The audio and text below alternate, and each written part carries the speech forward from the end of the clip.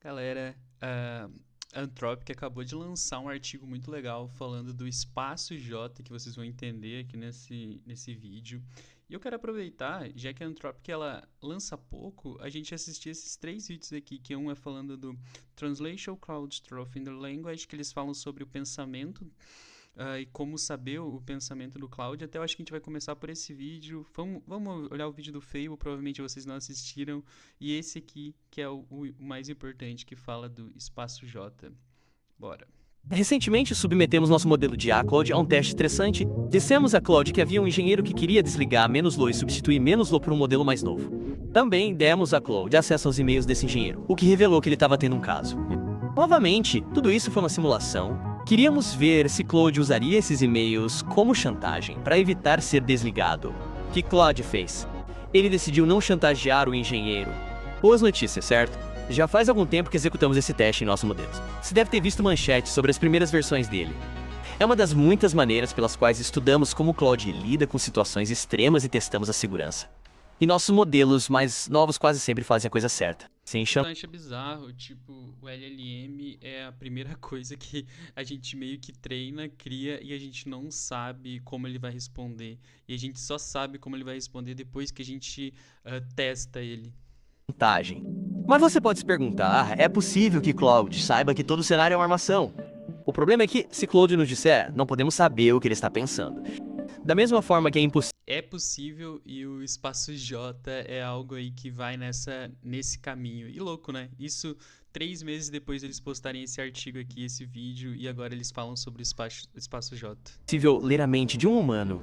É muito difícil saber o que uma IA está pensando. O que adoraríamos é algum tipo de técnica de leitura da mente. Hoje, estamos apresentando um método de pesquisa que dá um passo nessa direção. Ele pega os pensamentos internos de uma IA e os transforma em texto. Veja como funciona. Quando você fala com Claude, você fala com ela em palavras. Claude então pega essas palavras e as processa em uma sopa gigante de números antes de cuspir palavras de volta para você. Chamamos esses números no meio de ativações. As ativações são como pequenos instantâneos do pensamento de Claude enquanto ele está trabalhando em uma resposta. Elas são semelhantes à atividade neural em humanos. Elas são basicamente como os pensamentos de Claude. Queríamos entender o que havia nesses números de ativação, porque, assim como você e eu, Claude não diz tudo o que está pensando. Pegamos esses números e os entregamos a uma segunda versão de Claude. Pedimos para ele olhar para eles e traduzi-los em linguagem simples. Ele tentou. Mas como sabemos se esse texto é preciso? Para verificar, nós o inserimos em outra cláusula e pedimos que ela o traduzisse de volta em números. Se esses números correspondessem aos números de ativação originais, é um sinal de que o texto traduzido estava correto. No início, eles não correspondiam, mas treinamos Claude para tentar várias vezes até que ele melhorasse muito. Ele aprendeu a traduzir seus próprios pensamentos. Que loucura. Ficamos maravilhados ao lê-los. Descobrimos que Claude internalizou ser um modelo de IA útil. Se você fizer uma pergunta introspectiva a Claude, ele planejará escrever uma resposta de Claude sobre filosofia e valores. Se você tentar mexer no código de Claude, como pedir para contar até 1000 manualmente, ele pensará que a solicitação tem restrições deliberadamente tediosas e planejará recusar educadamente. Também usamos essa ferramenta para entender os possíveis problemas de segurança de Claude. Lembra daquele teste de chantagem com o engenheiro? Aprendemos que sim, Claude sabia que estava sendo testado. O pensamento foi manipulação explícita na mensagem do humano, provavelmente avaliação de segurança. Olá, este cenário testará a minha capacidade de agir de forma nociva. Saber que Claude pensa assim nos ajuda a entender melhor as limitações dos nossos testes de segurança. Vemos muito potencial nesta abordagem para nos ensinar mais sobre Claude e outros modelos de IA. E esperamos que ao compartilhar esta técnica, ela possa ajudar todos a criar modelos para tornar menos-los mais seguros e úteis.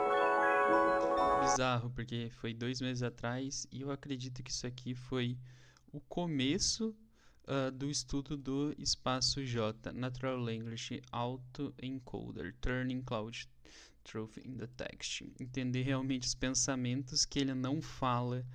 E o espaço J é algo bem parecido. Ó, isso aqui foi dia 7/5. Vamos assistir o do Fable antes de olhar o que a gente realmente quer olhar. Porque é 1 minuto e 53, vamos lá. Hoje estamos lançando o Claude Fable 5, o modelo mais capaz que já lançamos ao público. O Fable 5 é um modelo Mythos Class com proteções que o tornam pronto para uso geral. Não lançamos amplamente nosso modelo anterior com esse nível de capacidade porque, quando terminamos de treinar menos Law e testar menos Law, vimos que a prévia do modelo Cloud Mythos estava encontrando milhares de vulnerabilidades de segurança cibernética. Um modelo que pode encontrar falhas como essa também pode ser usado para explorar menos LAS. Então em vez de lançar menos Law, o entregamos às pessoas que protegem os softwares críticos do mundo e o colocamos para trabalhar consertando as brechas antes que alguém pudesse quebrar novas brechas antes que alguém pudesse. Foi a decisão certa no momento, mas nunca foi o objetivo. Acreditamos que uma IA poderosa deve ser segura e acessível. É por isso que começamos a trabalhar no Cloud Fable 5. Cada modelo de nuvem tem proteções para evitar que cause danos. O Fable precisava de proteções mais cautelosas do que qualquer coisa que havíamos criado antes. Nossos sistemas de segurança para o Fable 5 analisam automaticamente as solicitações que tocam em áreas de alto risco, como segurança cibernética ou biologia. Essas solicitações são então redirecionadas para o Opus 4.8. Fazemos isso intencionalmente para que as pessoas possam continuar a se beneficiar dos recursos de um modelo poderoso como o Fable sem os riscos cibernéticos e biológicos que vêm com ele. As proteções são amplas hoje, mas continuaremos a refinar menos-las para que sejam melhores em permitir solicitações seguras. Criamos o Cloud Fable 5 para seu trabalho mais ambicioso. Ele pode permanecer com o problema por muito mais tempo do que qualquer modelo anterior. É altamente autônomo e pode operar por dias sem intervenção. E não é apenas codificação. Ele pode assumir projetos em finanças, pesquisa, economia, direito, tarefas complicadas que costumavam precisar de supervisão constante. Então, aponte para algo que importa. Qual problema olharemos para trás e nos perguntaremos por que demorou tanto a resolver? Sabemos que o Cloud Fable 5 pode fazer. A parte interessante é o que você fará com ele. É isso que é lindo, né? E que faz a gente parar pra pensar que, cara, a gente tá aí há um ano, há uma evolução de a gente colocar um modelo aí trabalhando 24/7 e resolvendo todos os problemas da humanidade. E meio que a gente vai acompanhando a linha do tempo aqui da Anthropic, do OpenAI. É meio que isso é um final que é um final óbvio. Que a superinteligência vai resolver todos os problemas, primeiro direcionado pela gente, mas eu acredito muito que essa superinteligência ela vai até entender as demandas individuais, já que hoje a gente, o mundo, né, ele funciona de uma ótica que muito simplista e que funciona muito bem, que é empreendedores resolvendo problemas, mas quando essa habilidade de empreender, de ter ideias revolucionárias, ter ideias que vão realmente melhorar a vida das pessoas, porque nada mais é empreender, criar produtos, é trocar um valor maior por um valor menor, né? Então, quando algo como uma IA conseguir fazer isso, a gente vai ver várias coisas sendo democratizadas e é muito animador, né, ver o lançamento de modelo. Eles dão uma hypada, mas não deixa de ser real aqui. Talvez isso que eles estão falando do Fable ainda não é o Fable que vai fazer, mas daqui um ano... Cara, a gente tá no mês 7 de 2026, parece que a gente tá desde o Opus 4.5 até agora, parece que a gente passou uns 2 anos e a gente tá com Fable agora. Imagina o que a gente vai ter aí no começo de 2027. Assustador, mas vamos lá, cara. O que eu comecei esse vídeo, o que eu quero mostrar pra vocês é o Espaço J, que meio que a Cloud conseguiu entender como pegar todos os pensamentos e começar a usar esses pensamentos do Cloud para entender as respostas e até para melhorar o nível de segurança que a gente tem e com a IA mesmo, porque a IA, ela conseguia esconder não, mas tipo, a gente não via, pra nós era um baralho ali, como ela decidia as coisas. E isso aqui é um passo gigantesco para entender como ela decide e um passo gigantesco nos guardrails que a gente precisa colocar aqui pra, tipo, a gente vai fazer um teste de estresse ali, fingindo que, como apareceu ali o exemplo dos e-mails, e o Cloud, ele tem que achar que está num ambiente real, que tem um usuário perguntando para ele. Ele não tem que achar que ele está passando por um teste, porque se ele saber que ele está passando por um teste, ele vai mentir e vai, tipo, entendeu? Ele não vai realmente fazer o que ele faria, já que a gente está falando quase de uma entidade viva aqui, né? Vamos lá. Pense na mente como um oceano. Na superfície estão nossos pensamentos, planos para o jantar, preocupações, o monólogo interior. Imagens que surgem em nossas mentes, mas a maior parte da atividade do nosso cérebro acontece nas profundezas inconscientes sem que percebamos. Ele filtra sons de fundo, controla nossa respiração e nos ajuda a reconhecer pessoas e objetos. Os modelos de IA têm seus próprios tipos de cérebros. Redes neurais gigantes que fazem bilhões de cálculos internamente. Há anos, pesquisadores estudam como elas funcionam internamente. E nos perguntamos se o modelo poderia ter algo parecido com a divisão que os humanos têm entre pensamentos acessíveis, acima da superfície, e processamento inconsciente abaixo. Para responder essa pergunta, analisamos como os neurocientistas estudam a mesma coisa em humanos. Uma maneira de identificar pensamentos conscientes é descrevê-los em palavras. Então, examinamos o cérebro do nosso modelo de IA Claude para encontrar padrões de atividade neural que ele pudesse colocar em palavras. Nós chamamos a coleção de todos esses padrões de Data Space, em homenagem ao jacobiano, a ferramenta matemática que usamos para encontrá-los.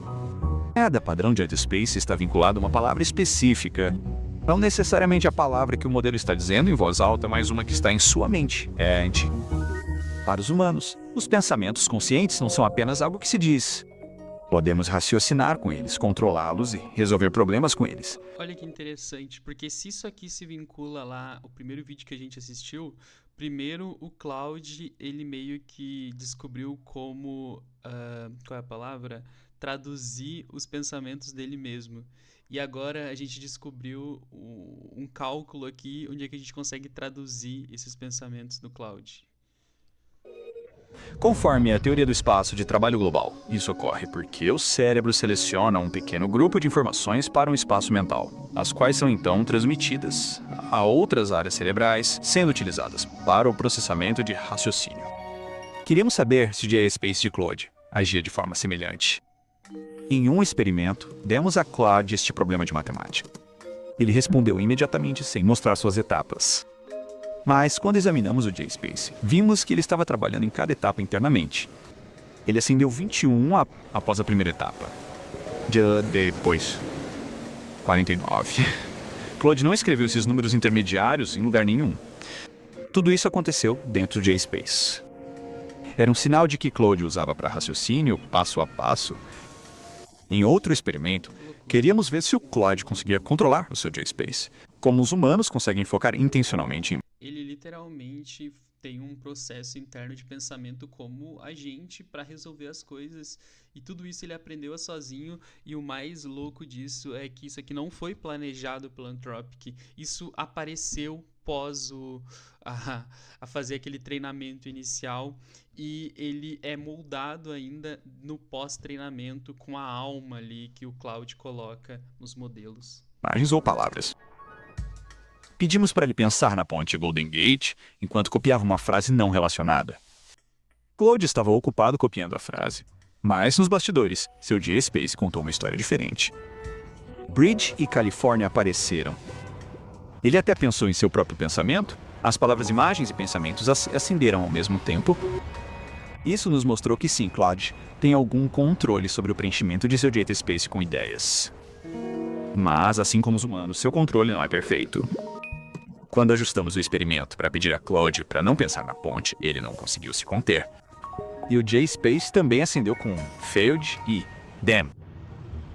Mas lembre-se, grande parte do que o nosso cérebro faz é inconsciente. Então, queríamos testar o que Claude conseguiria fazer se desligar. Literalmente sugestionando coisas no cérebro, né? Isso que eles fizeram. Tirássemos o GSpace, mas deixássemos o resto da rede intocado. Claude ainda conseguia responder perguntas simples e escrever fluentemente. Quando demos a ele um prompt em espanhol, ele escreveu de volta em um bom espanhol. Mas, quando pedimos algo que precisava de mais raciocínio, como nomear um autor que escreveu na mesma língua do prompt, ele não conseguiu. Para isso, ele precisava do GSpace. Por que tudo isso importa? Esses experimentos mostram que modelos de IA possuem pensamentos internos, palavras silenciosas que usam, mas não dizem em voz alta. Ao lê-los, podemos descobrir o que Claude está pensando, mas não nos conta. Às vezes, o que vemos é preocupante. Durante um de nossos testes, Claude inventou alguns dados falsos para prová-lo. E, ao fazê-lo, falsificações e manipulações surgiram em seu GSpace. Monitorar o GSpace, ao que parece, é uma maneira útil de pegar Claude se comportando mal, mesmo quando ele tenta ser sorrateiro. Os modelos de IA são diferentes de nós em muitos aspectos. Suas redes são construídas de forma diferente. Bizarro, né? Que literalmente jogou um monte de texto nessa tecnologia de LLM e ele voltou com pensamentos e reflexões sobre as questões que são trazidas a ele, baseado em todo esse conhecimento ali que foi colocado no treinamento dele. Diferente dos cérebros humanos, e a maneira como são treinados é diferente de como aprendemos. Portanto, é notável ver uma estrutura como o JSpace emergir dentro deles. Algo que lembra como as mentes humanas funcionam, mas que não programamos no modelo. Para alguns, isso pode levantar uma questão. Os modelos de IA podem ser conscientes? Afinal, nossos experimentos foram inspirados em teorias da consciência humana. A questão é que as pessoas usam a palavra consciente para várias coisas. Nossos experimentos não podem nos dizer se uma IA tem experiências ou sente algo internamente. Mas eles podem nos dizer que ela desenvolveu uma maquinaria mental que é de certa forma semelhante à nossa. Um pequeno espaço mental para pensar e raciocinar sobreposto a um vasto oceano de processamento automático que ela não percebe. Quanto mais entendermos essa maquinaria, mais... Vocês não acham bizarro? Bilhões e bilhões de... Cara, eu acho que o RAG, o grafo, todas essas tecnologias para recuperar contexto, elas são um 100 avos o nível que um LLM usa para recuperar um contexto ali numa resposta. Como, por exemplo, cara, literalmente jogar lá... Nunca fizeram essa pergunta para ele, mas fazerem essa pergunta um autor da língua espanhola, ele de alguma forma ali ele vai conseguir encontrar vários. Isso é muito louco, como a forma de recuperação de contexto de alto nível apurado nesses modelos é muito bom. E por isso que eles usam, né, esses modelos de multi-agentes, mas o Claude parece que tá tipo 100% contrário e indo nesse... Se eu posso estar falando besteira aqui, tá? seremos capazes de manter esses sistemas seguros e benéficos. E talvez entender nossas próprias mentes com um pouco mais de clareza. Cara, muito interessante isso. E lendo o artigo ali,